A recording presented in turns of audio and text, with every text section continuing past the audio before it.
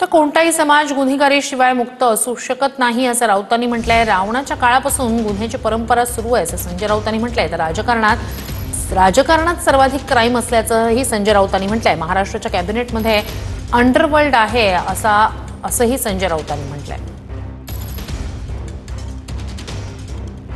गुन्हेगारीचा जो प्रवास आहे आपल्याकडला तो दाऊद इब्राहिम तो वाल्मिक कराडपर्यंत झालेला आहे, बीडला हे राजकारणापर्यंत पोहोचलेला आहे।